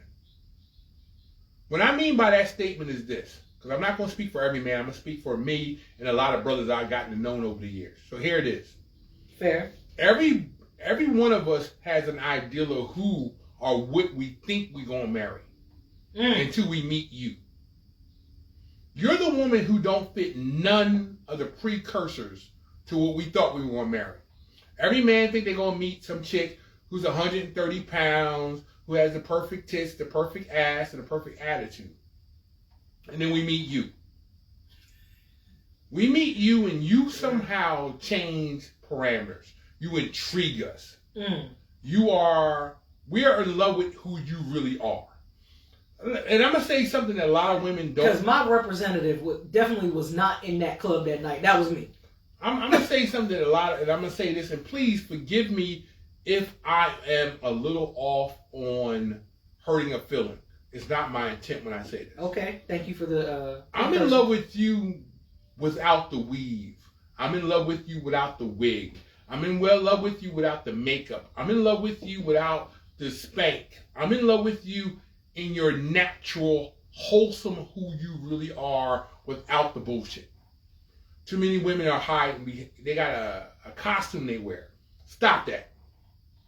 The moment I fell in love with you was the day you said something that touched my heart. I fell in love with E because E at the moment said, in all of the chaos you're in and I'm in with you, I don't see nothing in that besides the fact that you approached me with an answer. One answer. She didn't ask for the bag. She didn't ask for the Gucci. She didn't ask for the $1,000 dinner or the What's up, Big E? She showed up and all she said was, I need you to be smart enough to know or willing enough to find the answer to one question tonight. That was it. Let's forget about the bag. Because I'm hearing in today's generation, oh, if he can't break the bag on me, I ain't willing. Or if he can't take care of 100% of my needs, I'm not willing. Or if he won't pay for my nails and hair, I'm willing. I'm not talking about that chick. Which is crazy. She merely said, if you want me enough to find an answer to one question, it wasn't even a deep question, because if you really think about it, how hard would it have been for a man in that room who really wanted the opportunity to say, I just need to find the answer to, she wants a name of a character. That's it. Now, you're talking about a room at the current time in 2000. That room was full of maybe 2,100 people. Susie missed it. So, Susie, the question that I asked the weird little dude, and he was a little weird. Can you name me one character from an Anne Rice novel? Now, mind you, the year is 2000. Okay, Interview with the Vampire, based on Anne Rice's novel, came out in '99. So the movie is still hot and fresh. Now hold it. She didn't ask you to figure out the equation of science, light, and speed. Right. She said, can you just name me a character from Anne Rice? At that time, these clubs were holding 15 to 2,100. We're not talking about the days clubs where they think a hard night is 500 people in or 200 people in. We're talking about in a time where a club could do 2,100 a night. So that means you had access to at least 500 people you could have approached and said, hey, listen, can I ask you a quick question, bro? He could have asked the bartender. He could have asked the bartender. He could have asked any brother, sister, anybody in that club. Hey, have you ever heard of Anne Rice? Yes. You know any characters from Anne Rice? Yes. And just off of that moment would have eliminated me. And felt as though, and now catch me, felt as though I was not worth the effort to find out the answer to a very simple question. I'm going to say something in flip. Oh, yeah, Susie, it was packed. I'm going to say in flip to which my wife just said, E.L. Berkeley just said. The club was packed. The energy you would have taken to find the answer to that question really should have been easy in that club. It wasn't like a club with 8 people in it and you would have seemed overly obvious to ask the question. You're talking about a club that at that night, I personally counted 1,500 people. Because that was part of his job. Because I did the count at the door. So out of 1,500 people who had entered that club tonight, you didn't talk to 5 of the people. What you did was you said, fuck her. You walked up to the bouncer. He went over to the bouncer. Didn't even ask the bouncer. He came to the front door where I was and said, can you believe some crazy bitch asked me, told me I couldn't talk to her if I couldn't name a character for Anne Rice. And listen, y'all. And how stupid this moment is to me is this. The moment he said it to me, I remember saying it out loud. So Louis or Lestat didn't come to mind. I said it out loud. So I gave him the answer. Gave him the answer. So in the time that it took me to get in my car, go find what I needed to find and come back, he could have circled right back to her and said, yo, what's up with Lestat? So can we dance? And instead, he says to him, you know what she's talking about? He instantly knew I knew the That's answer crazy. And didn't use it. So let me frame that for you. So I gave that poor brother the answer to my Therese. future girlfriend Teresa and wife. He was there. He was placed there to bring us together. Now, what I'm gonna say to you is this: how I believe that the time continuum works. and how I understand how. I don't know if the people ready for the time continuum. I'm gonna jump into some scientific shit. Woo! Time continuum. My grandfather said the coolest thing to me at age 7. And some of Absolutely. you gonna say is, how do you remember what he said to you at age 7? Because my grandfather would make me sit at his foot and listen to him talk. And he was he had 11 sons and 11 daughters. That, so you remembered everything. So he made sure he tried to instill what nobody else would listen to. He said, "What's the chances of anything happening when it happens?" And of course, I didn't know the question nor answer to that. He said, "The chances of anything happening when it happens is 100%. Why? Because at that moment, it happened. It happened. So that means there's a 100% chance of it happening because it happened." With that said, in the time it took me to give him the answer. Good night, Jen. Good night. Good night, Jen. So, in the time I gave him an answer, got into my car, drove 6 blocks, found the flower girl, got the blue flower, came back to the club, wrote my name on a Post-it, found the courage to walk back up to the chick, hoping she was still there, gave her my answer and my offer, had it been all of 20 minutes. And this time, that brother did not re-engage with that woman with the answer I gave him. Now, mind you, Belle Biv DeVoe then came on. You know, I put my book down, got my little stool dance on because that's a big button spot. Let me say this. So here you go. Shout out to Big E. Now Big Spec One, who knew my prior girlfriend and thought we were going to happen. He swore that me and this, I'm not going to say her name because she in a new relationship, but KW was going to be my wife. That brother did everything possible, because I'm going to say something about Spec One. Spec One, by the time Spec One decided, excuse me, let me clear this up, because that brother in a whole new world, I'm in a whole new world. By the time someone put me underneath his command, his boss told him to go out and straighten me out. You can't say that to it. That brother not only, now mind you, not only did he come out to get to figure out who the fuck I was, he instantly tried to put me in my place. And the coolness of our friendship was, he realized that I didn't have a filter, nor did I have a problem with fucking people up. But he was also loyal. But he was my boss. Yeah. and the coolness of him, oh. I not only became Spec 6. Which is that where you started at? He was Spec 1. Not L1. I was no. L1 I was L1 before Spec 6. Oh, okay. So, okay. I was with one company, right, and then they transferred me over to the other company, which I became his subordinate. Right. And he realized I was so uncontrolled.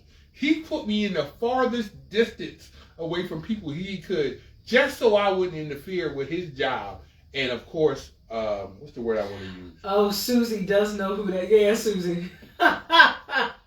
Yo, so let me keep it 100. We won't say any. I don't say any names. I don't want to hurt nobody's life now. Or any companies of employment. We won't say that. Before I go any further, let me make clear. We are now 11:34.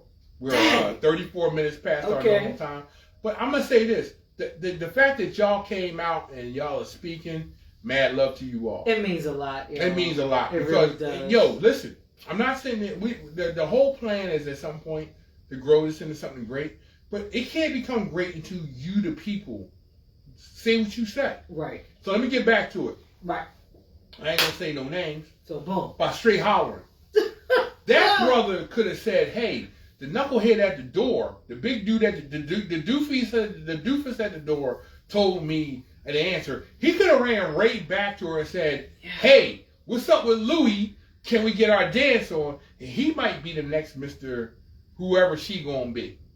Instead, he went at the lower hanging fruit and left the door open for me to come back.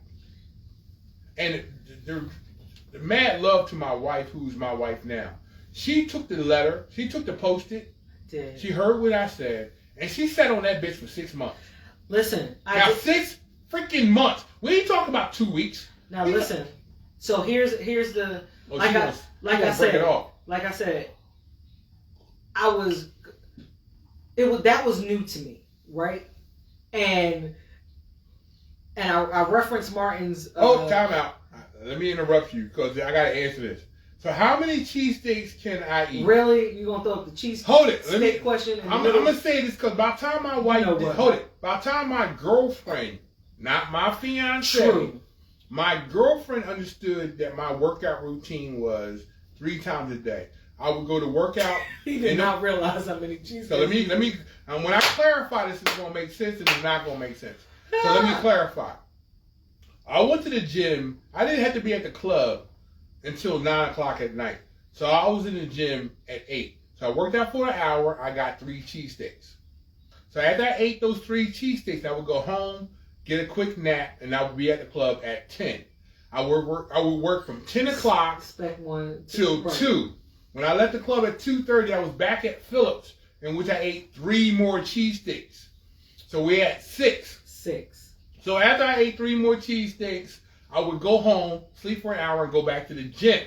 By the time I left the gym and came and started my next workout routine, was again back at 8 o'clock to 7 o'clock at night. I was eating. My girlfriend at the time broke it down to me and said, Tony, you eat 9 cheesesteaks a day. I said, what? She said, well, if you eating 3 times 3, that's 9. You're eating 9 cheesesteaks a day, and you eat 9 cheesesteaks a day, 7 days a week. So I was at Phillips 3 times a day. Now, shout out to Phillips on Passyunk Avenue. They are not the same Phillips. They are not the same Phillips I usually go to. Shout out to Oregon Steaks. Shout out to Oregon Steaks. But for 10 years, I never realized that I was eating 27 cheesesteaks a week. So yes, I ate. And plus Mike's sausage. Shout out, rest in peace, Mike. Shout out and rest out to Mike's sausage. I ate at Mike's Sausage Wagon, which was also at Passyunk Avenue. Anytime he showed up, the block from Phillips. I was good for 3 Mike large sausages and a special relish. Now I'm gonna tell you how funny that is. We now make the relish. So I now make that relish. So holla at Mike, who I heard was no longer with us. But let me be clear: from people from South Philly and in the Philadelphia area, Mike's Sausage was a green truck who had a silver chrome back, who made the best sausage in the world. Let me make it 100%. I had gotten into a motorcycle accident 1 block away from Mike's. I crashed my boots into the ground. Guy cut me off. Respect one, you know where we at. I crashed. I was bleeding from the shoulder, arm, knee, and two fractured ribs. I refused to even get in the ambulance until they let me get my 3 sausages. So I went down to Penn Hospital. Shout out to Penn for putting me back together. I refused to even go to the hospital unless I had my sausage. Aries. Now, before I go any further, shout out to Big E. Let me say this to you. Big E Spec 1 was the first and only brother between UCD, I can't remember, UCDL, it might have been CDL, and Penn was the only brother who was man enough. UCD was the only brother who was man enough to check me. Out of every brother that was there, they were so afraid of what Berkeley would do to them, they didn't say shit. Again, Spec 1 was the only one to walk up to me and tell me how it's going to be.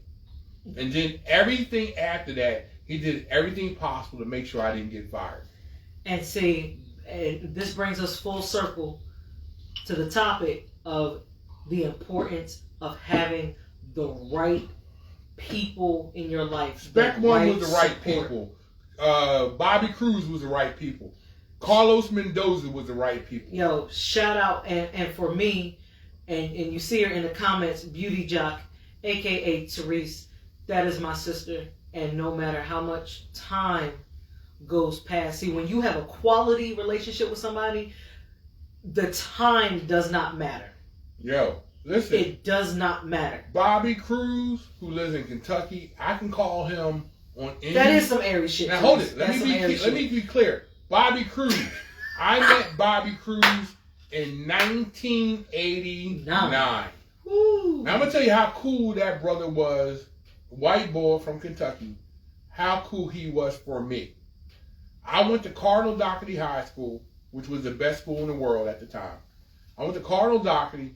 I didn't even go to graduation because I was going to basic training 1 week before I was walked out of aisle. When I met Bobby Cruz, to this very day, we talk about from 1989, right, from 2005. 2025. 2020? Did I say 2025? No, you said 2005. 2025. That was 20 years ago. He's the only brother I know I can call other than Chink, Spec One, Jamin, that I can call at any hour and know that. Good night, Spec One. Hey, they give a fuck. Spec One, thank you for helping me be who I am, even to the day. I'm gonna let you off the hook for not coming to the party. We're gonna let you off for not coming to the party and not bringing a bottle of Jack Daniels. To the people who are remaining, let me be clear. If you don't have the right friends around you, and I hold it, I don't mean yes people. Right. I don't mean the people who are going to coddle to your ego. Right. The real friend thinks your ego is just normal. It's not special. Right. It's not scary. It's not overwhelming. Right. These are the people who can look you in the face and tell you your makeup is wrong, your slacks ain't right, your button up don't fit, your breath stink. Go lay down. Yeah, go to bed, man. Get you some sleep. Oh. A real friend tell you when your hair is fucked up. You need to get it cut. Also, that same real friend is the same one that tells you is, hey, you can't afford to go out to the club tonight. Right. You ain't got but like $100, $200 in the bank, dog. Let's go in the house, order some chicken wings, play some Call of Duty. There's that A word again. Beauty Jock said, people who hold you accountable and tell you you're wrong. True. Nobody wants that A word. Accountable is a huge word. And I think, and I'm going to say this for boys and for girls. We're not talking about adult women and adult men. Right. Because there's a difference. There is a difference. And then your age don't apply. Right. But I know I've met a lot of adult 18-year-olds and a lot of childlike 30, 40, 50-year-olds. Aging is mandatory. Maturity is optional. True that. Let me say it again, please, for the audience. Aging is mandatory. Maturity is optional. So I'm on my fifth glass of Jack Daniel's honey. So let me keep it 100, and my cigar has gone out. I'm gonna need another cigar. So let me say it to you for real. 5 Saints over here tonight. 5 Saints. Shout out to Cohiba, 5 Saints, and Sean Williams, Jack Daniel's honey, Uncle Nearest, woo, Cousin Mike, Connor, Mad Love, yo, and everybody else. My wife is gonna shout out Susie, a few names. Therese, Eric, Therese, yes, Mash, Eric, Jennifer Smith. Jen Smith. She went to bed because, we Gen X and Zennials over here, so, we had to take naps. As we approach upon 11:40, 30 hour. We're going to save you one. Yeah, we're going to refine. The initial goal was just Mike, an hour. Listen, I'm going to say this because I can say this for you. Oh, boy. And this ain't got nothing to do with blood. You family. Right. You got to see that on a cheesesteak. You got to see that at our table. You got a drink waiting for you. Hey, shout out to Susie. Hell, we got a drink for real. you. Shout out to Susie. There's a cigar if you smoke, and there's a drink waiting for you. You don't have to bring it. Just show your ass up and speak your mind. Susie, you can always come here. Why? I'm gonna do something you've never seen on Smoking Ash. You gonna drink a bottle of water? I'm gonna pour a glass of water into my Oh, snap. It's a small glass of water because it is what it is. But I'm gonna say this to y'all before we get ready to shout out over the next 15 minutes. But I want to say it for 100. If you're over 40 years old, 40. I don't know. For some of you, I'm gonna say 35. the night when we get off air, you don't go through your phone and realize you have people in your phone that don't serve no purpose. Definitely go through. They your don't phone. support you. They are not there when you call. They don't want to hear your shit when you're going through it. They don't support you when you're at the bottom. They don't have a kind, honest word. Let me be clear, because I think some of you don't understand. The word is honest. Shut up, Honest- Mike. Honest is when they look at you and go, you fucking up. Right. I think anybody can have a friend that says, we got your back Right. and we support you. Hey, we got you. But the real friend is when they look at you and say, hey, I've known you for a few years and you have a history of fucking up on this. And God forbid if you got a friend that can tell you how often you fuck up. Right. Because I think that takes fortitude. Because the moment I tell you you're fucking up, Fortitude. I run the risk of you never talking to me again. You might end my friendship that night. Right. I tell you, hey, your wig don't ever really fit your age. Your eyelashes is too big. You don't need to do that. Right. The choice in men are always the dudes who fuck you over. Your choices of women are always hoes Right. and users. Like there's a pattern. I know what I'm about to say to you might hurt your ego, but you got 10 friends who are not about to pull you aside and tell you this is wrong. Right. All you're going to end up is in 6 months going through the same shit you went through 6 months ago. That's your real friend. You don't have to do the cigar, Susie. You ain't got to do cigar, Yeah. but do the honesty. But some of them, but these aren't those like throwback old, like those old men cigars. First of all, that let me were- be clear. This is not that. In this These aren't household, I don't do cheap cigars. Yeah.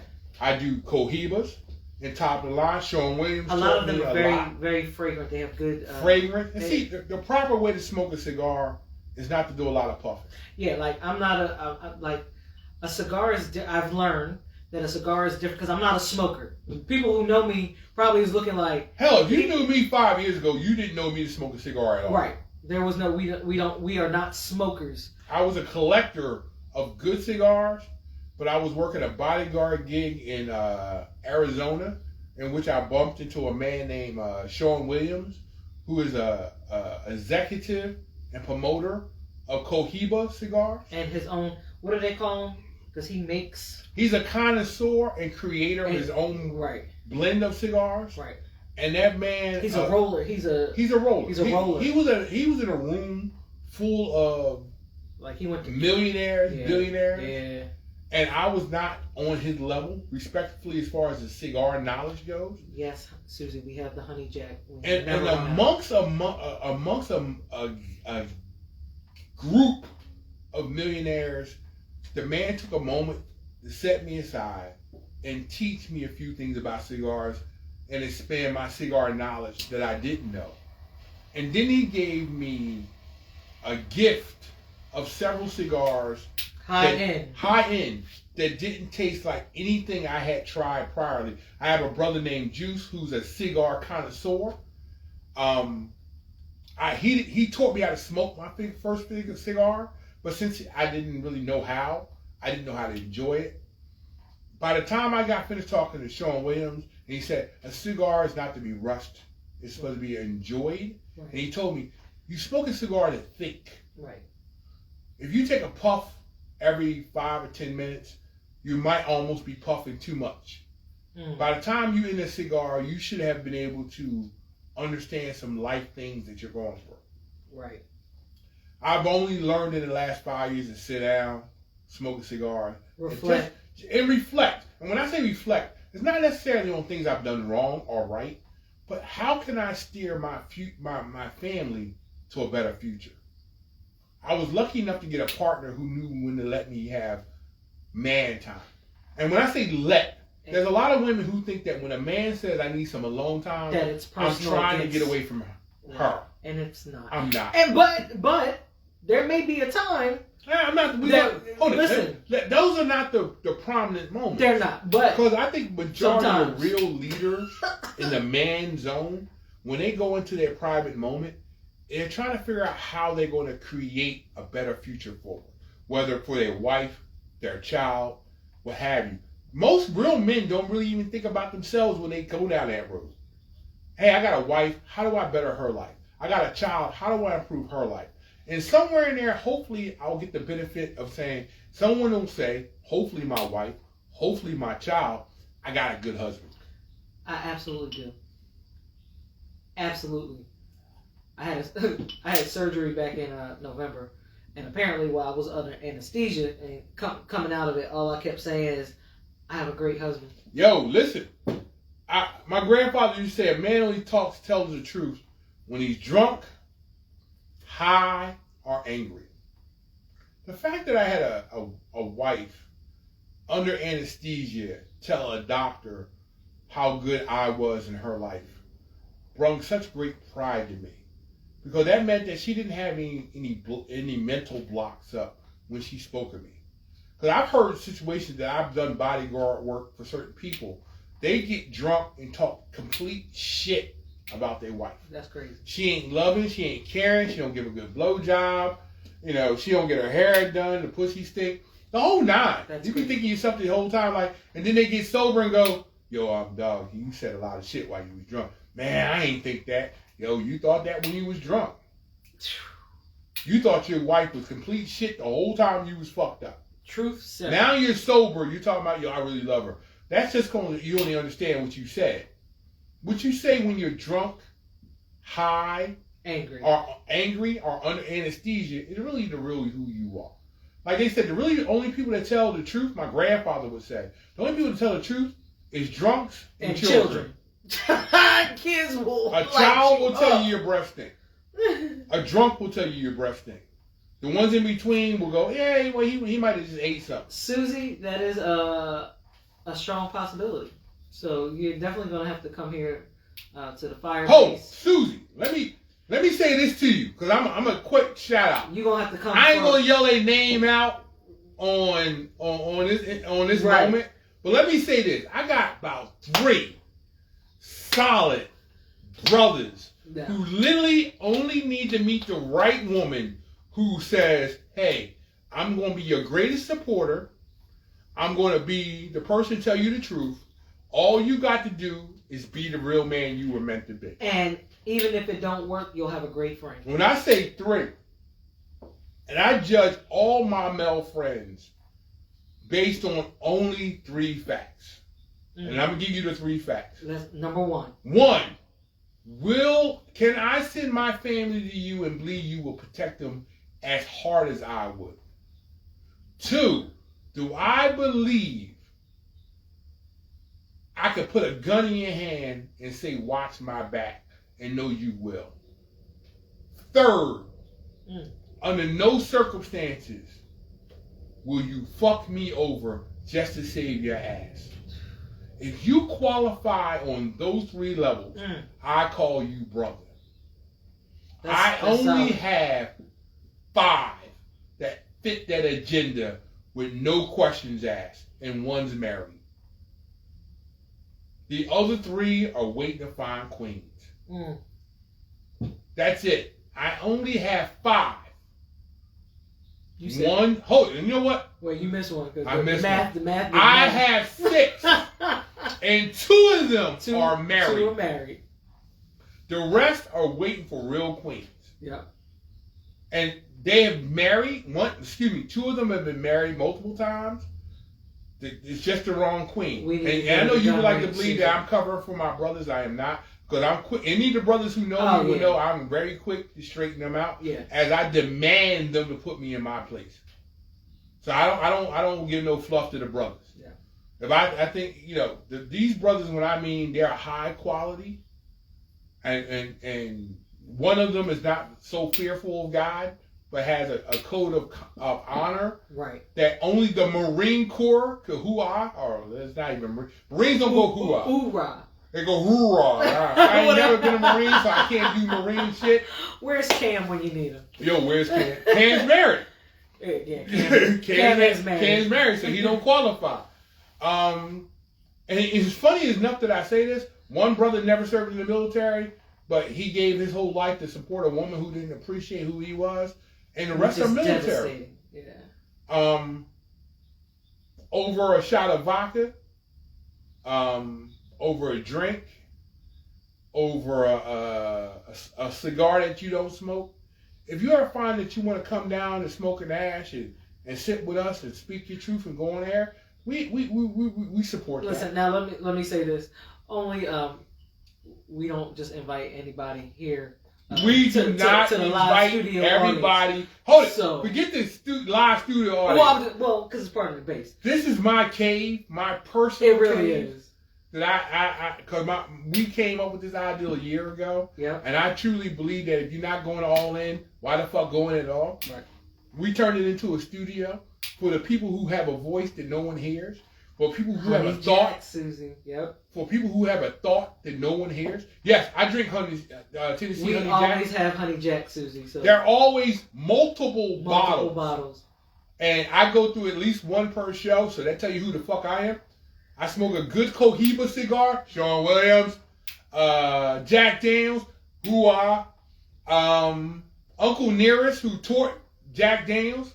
Thank God a black brother put his finger in it. And they were, and we just learned the deeper story. Check out Bill Anderson on Fox 29. I think it's called The Pulse. They did a deep. Yo, Peach is awesome. We got Peach here. Right. Jack Daniels did not steal anything from Uncle Nearest. They were friends. Jack Daniels did not steal anything. Uncle Nearest, they were took friends. the time out right. to teach Jack Daniels because he was a master distiller. And he respected that man. And the man not only gave him his props of the time, which was really unheard of. Right. Unheard of. Right.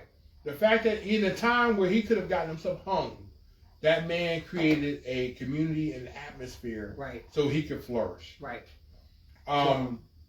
Here at Smoking Ash, we really want to hear your thoughts and views. Dad, we really did go 2 hours. I said we weren't going to go 2 We hours. are about to drop into the 2-hour phase as we in crest upon 11:57. Yeah. We really appreciate your input, and let me keep it clear. Some people judge their success by numbers. I believe that I speak for my wife. We justify us by the character of the people who chime in. Whether it's, who you are, who you think you are. Susie, mad love. You throwing a lot of love out tonight. Mike, mad love. Spec One, who's no longer with us, mad love. Shit. Everybody who ever chimed in. As we close off the night, remember, Dark Papyrus Productions. We appreciate the support. We really appreciate your support. And guess what? Let's keep it 100. When one day we got 1 million followers and we're on a publicized channel, we're going to keep hollering your name out because it started with you. You were the seeds that inspired us to keep going. Y'all were here at the beginning. Shout out to, thank you for supporting E.L. Berkeley, the author. Please go over to Amazon.com if you want to get it for your Kindle. Beyond the Cracked Door is available in paperback and for your Kindle. And the follow-up is Black Jenny. Yes, I am still growing as an author. Yes, there are some technical things that I found even after the editing, after the publishing, and I am refining that. But I really need readers. I need you to hone in on the story. The third is underway. I'm going to do my best to keep my August timeline, which means I got to put some fire under my ass. So thank you for that. Please share Dark Papyrus Productions, Dark_Papyrus_Productions on IG. Our YouTube channel, Dark Papyrus Productions. Go to the Facebook, The World of E.L. Berkeley. Thank you. Please share. And if you have other generations, who we got? We got what's after Gen Y, Gen Z. I think Gen Alpha might be old enough. The older end of Gen Alpha, because we have the tail end of Gen Alpha. My gosh, 5. Yo, before we roll out, if you ever need security needs, listen, my personal company, Legends Worldwide Protection. Legends Worldwide Protection. Yes. Not only do you get me as a security team, I got 5 more guys who Shout have out to military. Tony Pierce. Bax. Yes. OPS. Bob Bob Hess, who is one of the biggest guys I've ever known. We have a crew. We will show up on your site, protect you anywhere on this planet. Worldwide can get there. Yep. We've been doing it. You can catch us on YouTube and what's the name of that other thing? What's the name of that show we're on? That show that you can find on Netflix is The King of Collectibles on Netflix. King of Collectibles on you Netflix. Can see your boy Horny Tone. You get to see Horny Tone is Big Tone. Which is Big Tone on the show. Big Bob. And Big Bob. Tony Pierce and the rest of Pierce Security. It's now 12 o'clock. Yo. Thank y'all for showing mad love. Thank you, guys. See y'all next Saturday. Listen, if you have topics, drop them on IG. Drop them in the comments. And tell us what you want us to talk about next Saturday. Like make a post on the page, please. Yo, remember, subscribe. Yes. It's our show. Like, share, follow. But it's your topics. Like, share, We're done follow. cigars for the night. Woo, woo. I finished my glass of whiskey. The bottle of Jack Daniel's honey is damn near empty. We out. We are Mad out, love. y'all. Smoking ash. Thank you, bro. Mike. Woo woo. We out. Susie Williams. Susie. We out. Jen Smith. We out. Therese Whoever Beauty the last Job. 5 10 people were. Woo woo. We out. Good night, y'all. Night, y'all.